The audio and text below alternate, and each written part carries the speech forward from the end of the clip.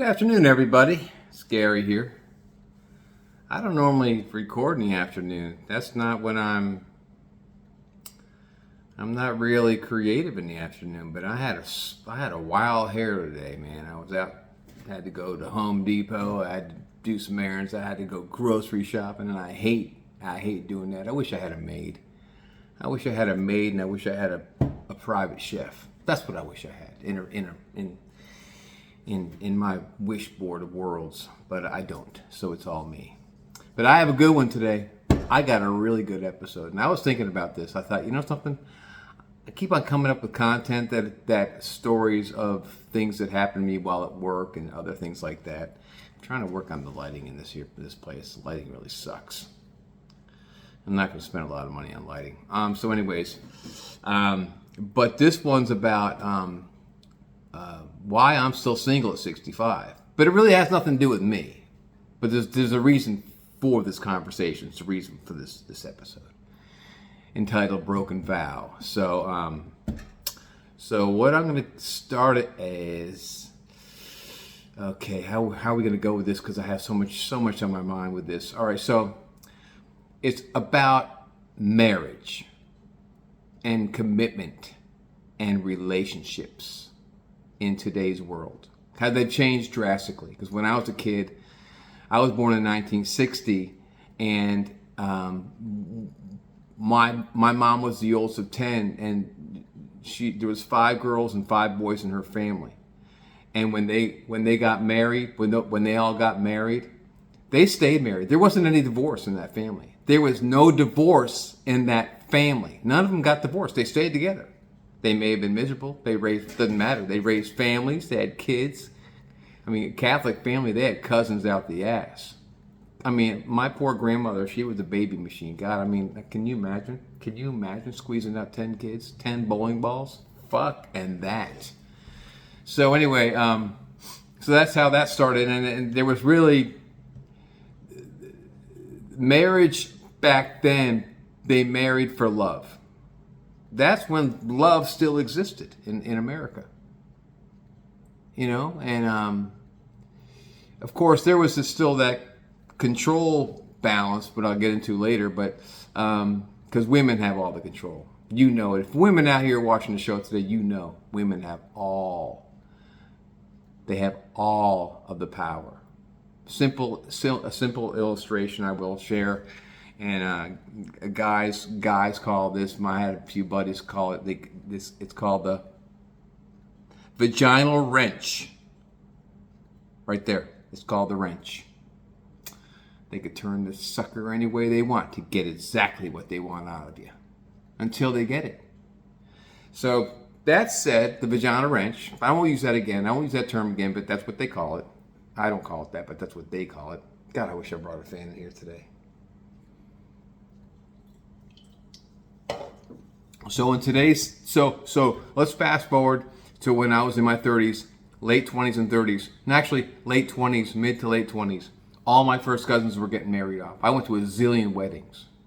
The guys, the gals, they got married, they got married off, had kids. Half, maybe not half, maybe a third of those cousins have been divorced and remarried again since then.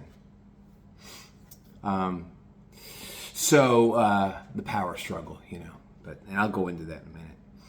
But so now in today's standards, I mean the divorce rate is through the ceiling in America. It just is. You know, your chances of staying together for more than 3 to 5 years, the odds are stacked against you unless you want to be a little lapdog. And you know, the men still think that they have control. They have no control. The minute guys get on one knee, on bent knee, and present, I think a three-quarter carat diamond is anywhere between $4,500 and $5,500 stock.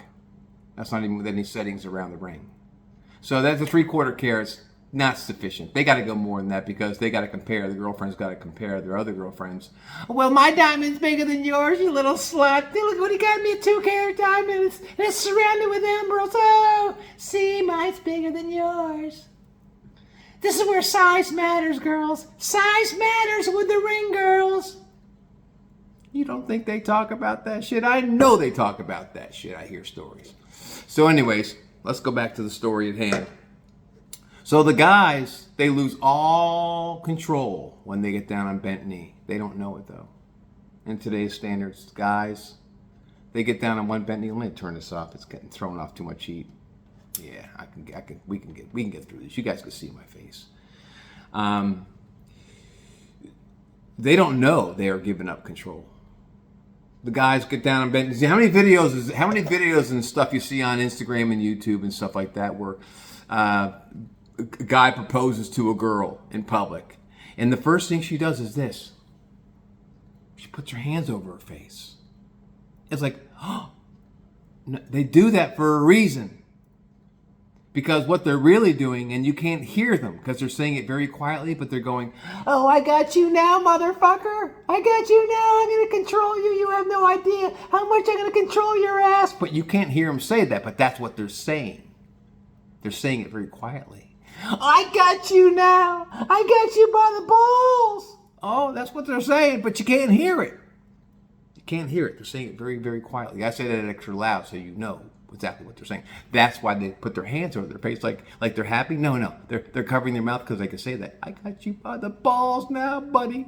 So once he goes into debt, because unless he wants to put it on a credit card at 19.8% interest, he's going to have to take some money out of the bank or donate a kidney to get a diamond ring. So he does that, but he gets a good diamond ring. So he's going to go upwards of $10,000 to $15,000 for a ring. Right off the rip, she owns him, and he doesn't even know it. So then therein comes, now he's given up all control. One, he thought he had some control when they were dating. They were playing the game, the game, and I know the game was, oh, honey, did you have a long day? They're dating, they're living together. He hasn't asked her to marry yet. Oh, honey, did you have a long day? Let me rub your feet. I'll suck you off. Oh, yeah, let me give you a blowjob. I'll give you head. Anything you want, anywhere, anytime.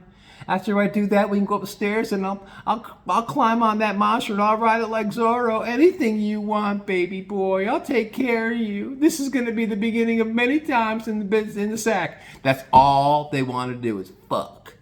Fuck and suck. Fuck and suck. That's all they want to do. To get you. To hook you.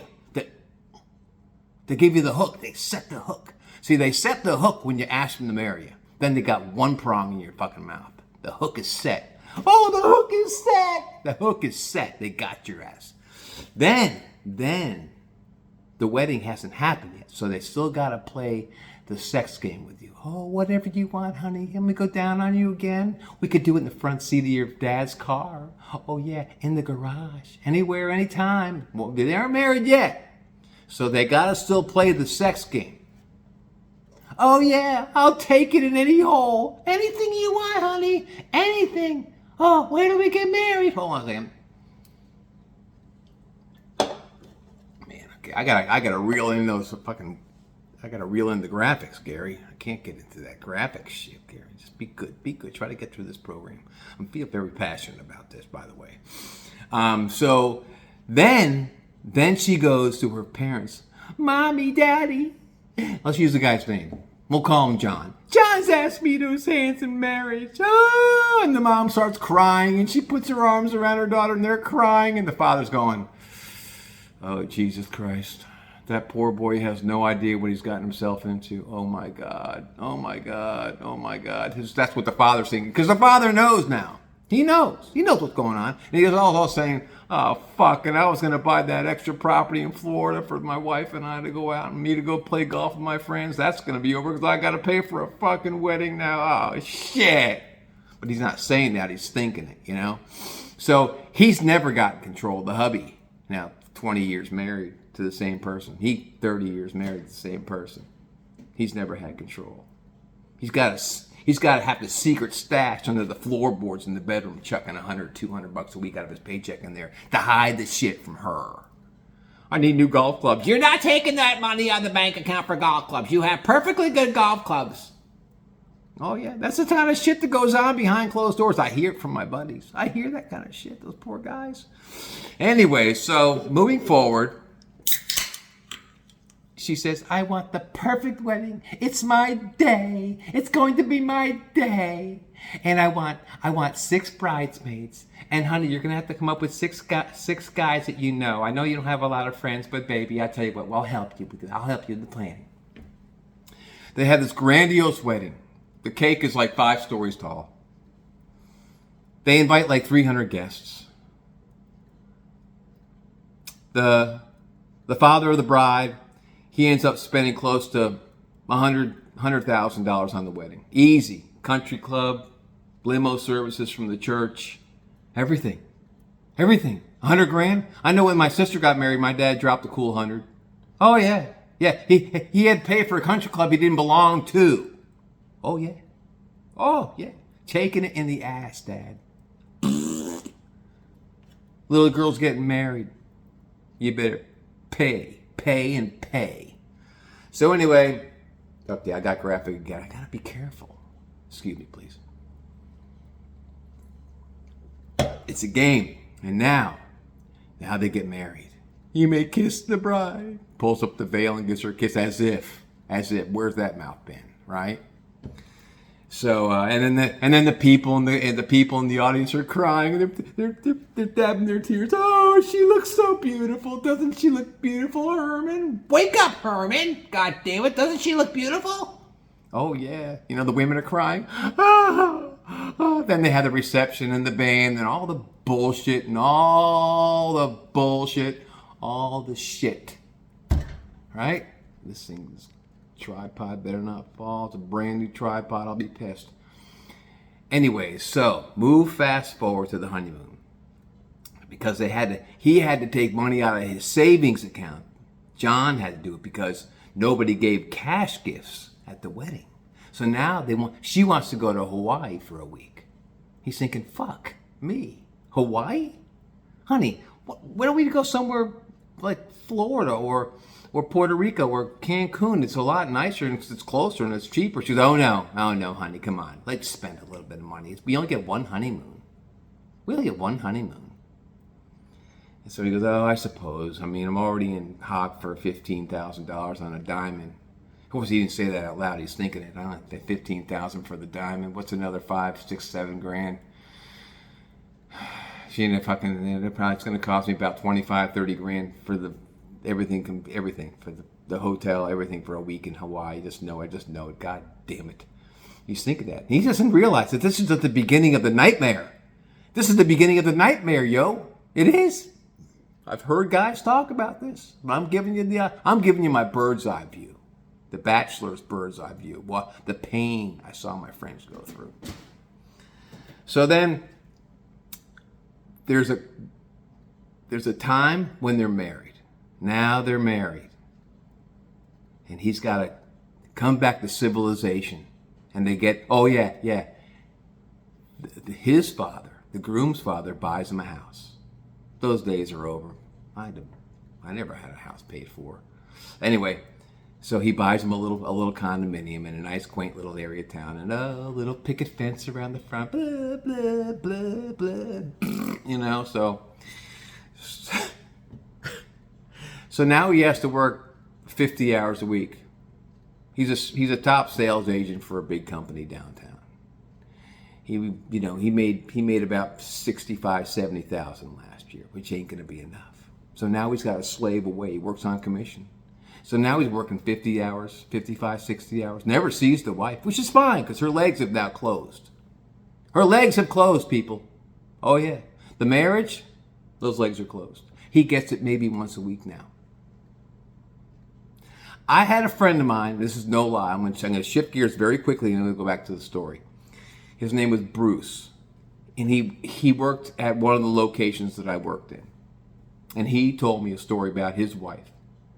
He works in the produce department. And he said, Gary, anything I wanted before I married her, any place, any position, anything, I got it, anything. And she gave the greatest head, Gary. It was amazing, just amazing. And I said, well, what changed? She goes, Gary, after we got married and after we got back from our honeymoon, this is a true story, by the way. I never forgot it because I share it with people. She came to me one day, and I came home from working here at our company all day. I almost said the name of our company, God damn it. And I sat down and said, hey, honey. Bruce said, hey, babe, come on over here and give me a Hummer. I'm really needing one. She goes, I'm going to tell you something right now, Bruce. Those days are over.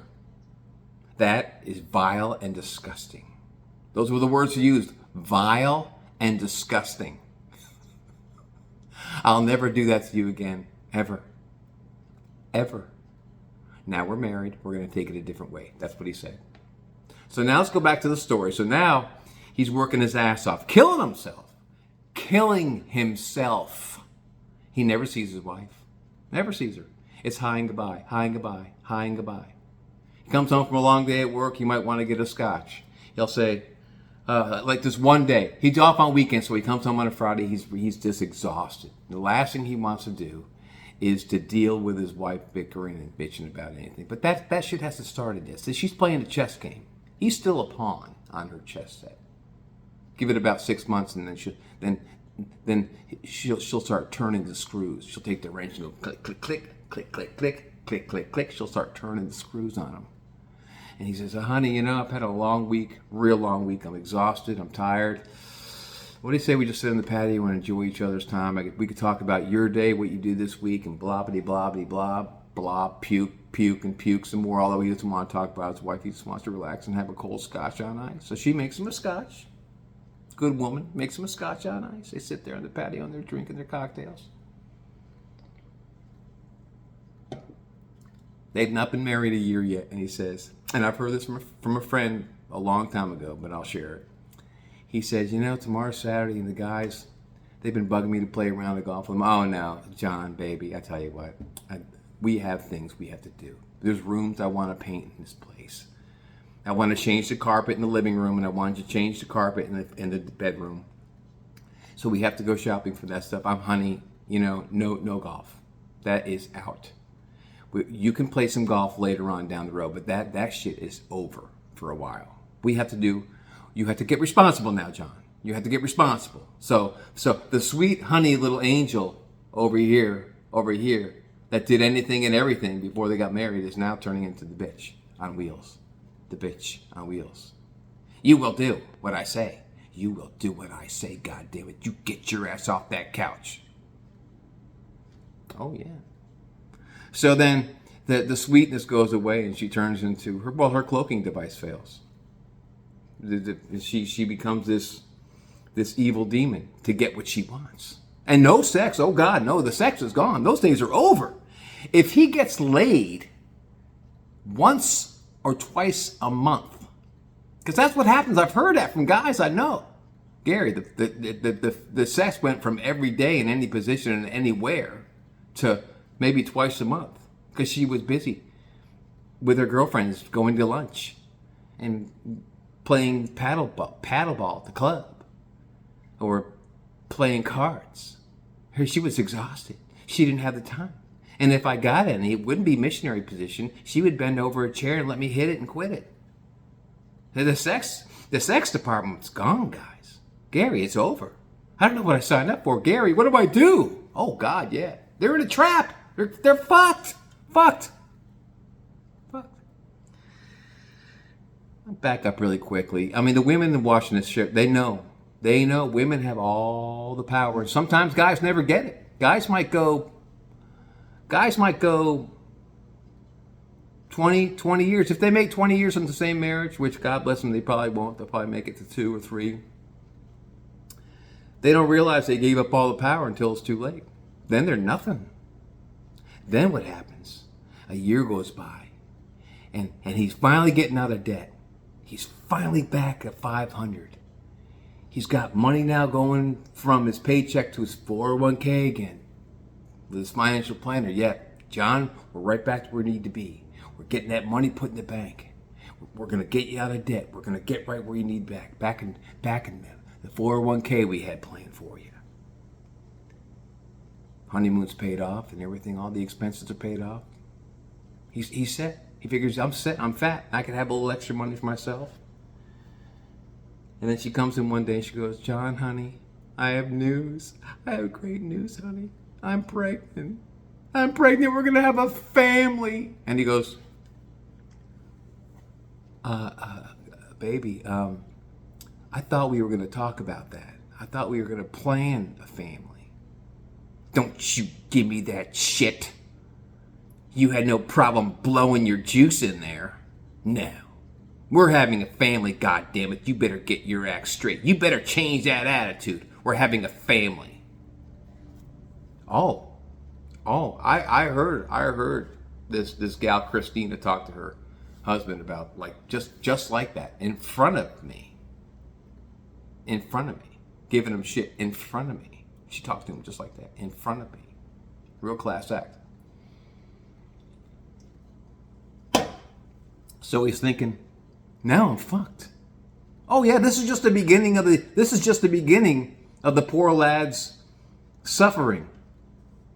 What he should have done, instead of spending $15,000 on a wedding ring, he should have gotten a cubic zirconium. And then the only way she'd know it was fake is when he divorces her ass, because he will kick her ass to the curb and he'll probably lose everything. She'll get half of his 401k. She'll get half of his Social Security. She'll get the house. She'll get the house. She'll get the brand new BMW M5 in the driveway that she wanted. And then he'll be living on a mattress in a 1-bedroom studio somewhere. Oh yeah. A good friend of mine, so that's it in a nutshell, really. There's a reason why the divorce rate is so high. Because women got the guys by the balls. And they learn this from their friends. You got to tell them what to do. You got to lay down the law. No more sex. No more sex. Cut that shit off. You tell him what you want and you'll get it. And then they say, well, you got to make sure you can find out what he's got in his 401k. You got to make sure you find out what he's got in his Social Security. You got to find out what happened. You got to find out. See, they got it all planned out. It's a chess set.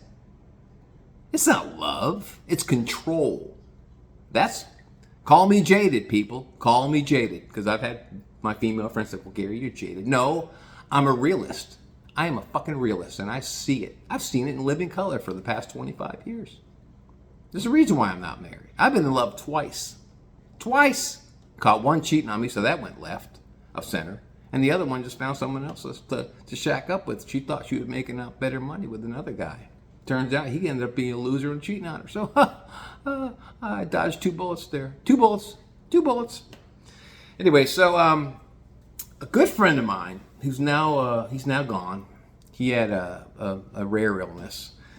He's a buddy of mine, a really close friend I made through the company I was with, and his name was Stephen Davenport, and he was just a great guy, a realist. I mean, it's very grateful, very, he fucked around on his wife.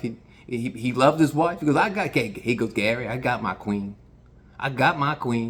But I gotta have some play on the side, I can't be married to the same woman. I can't have the same puss all day, every day. Besides, she don't give me enough know-how. I got my queen, but I got my stuff on the side too. That's how he would talk to me. He used to say this to me all the time. He'd say, G. He didn't call me Gary. He called me G. He goes, G. You're the prize. You're the prize in the Cracker Jack box. He used to say I was the prize in the bottom of the Cracker Jack box. I said, what do you mean, Steve? He goes, you got a car, a nice car, that's paid for. You got a condo, a nice condo, it's paid for. You got no bills other than the regular bills. You got a few bucks in the bank. You're not a bad looking white boy. You got the shit, man. You got the gift of gab. You got it. You can flirt with women. I see you doing it behind the counter, yo. You're the Cracker Jack prize in the bottom of the box. You hold out for the right one. Make them come to you. You don't be chasing none of that pussy. He would say that to me all the time. I'm the Cracker Jack prize in the bottom of the box of Cracker Jack cereal. And he was right. I have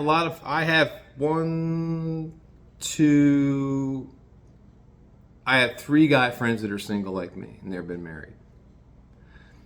And I tell you what, that last relationship I was in, boy, that put me through the fucking loop. So there's no, I'm gonna stay single till the right one comes along.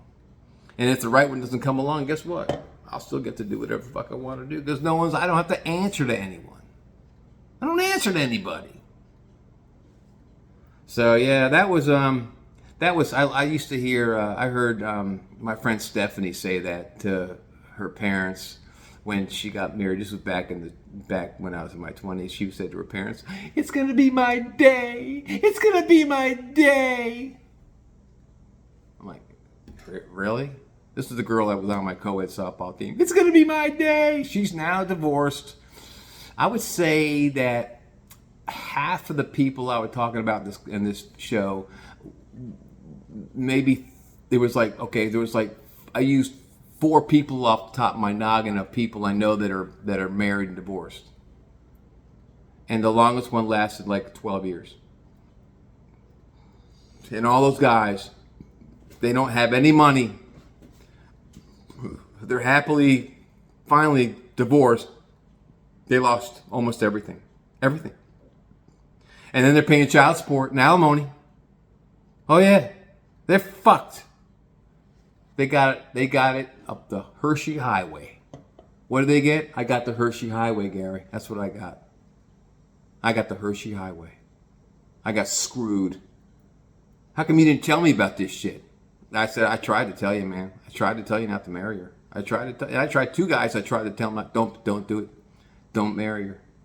Things are going to change. You marry her, things will change. I'm just guaranteeing you right now. It's going to change. They didn't listen. We were at a casino one time over in Indiana, and I remember talking to this guy.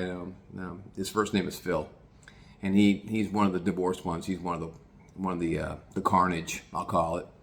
He's been divorced now about 6 years. And I said, remember that time we were playing slot machines in that casino in Indiana? He goes, yeah, it was a good that was a good night, man. We got a limo down there so we could all get drunk, drink. And you were dating Andrea. Her name was Andrea, but she went by Andy. Everyone called her Andy.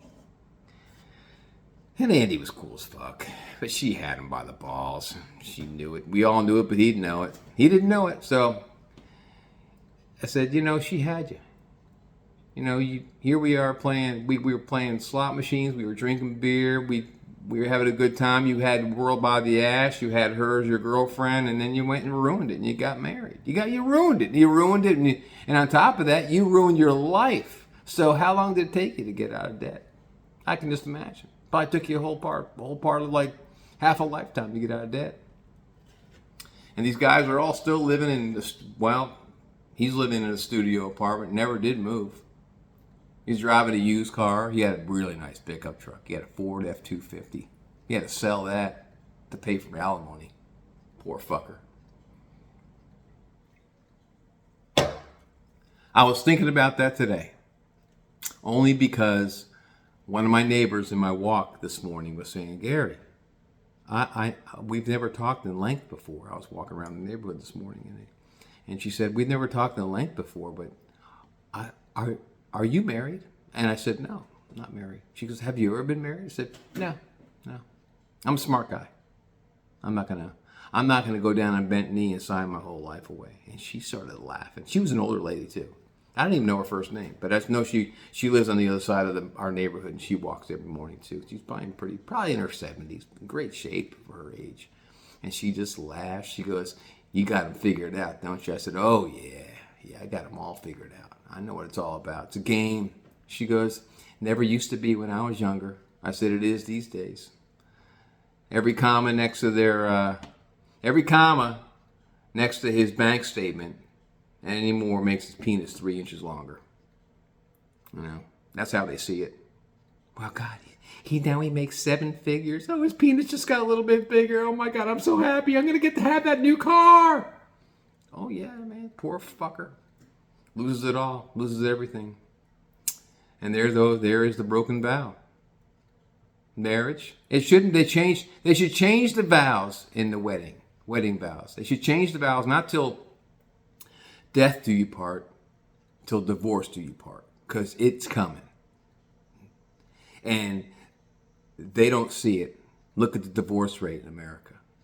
They don't see it. Oh no, I love her, Gary. I really love her, man. She's for me, Gary. She's for me. I really love her. I've never been in love like this before. I said, are you in love or are you in lust? Because there's a difference.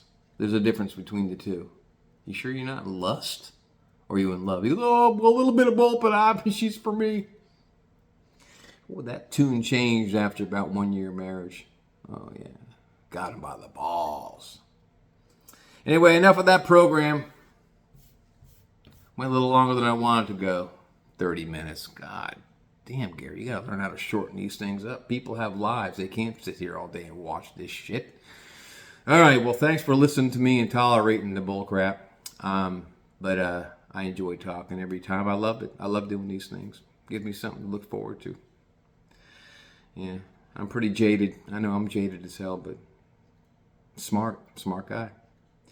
All right, you all have a fantastic week, and I'll catch you up in the flip side. Peace out.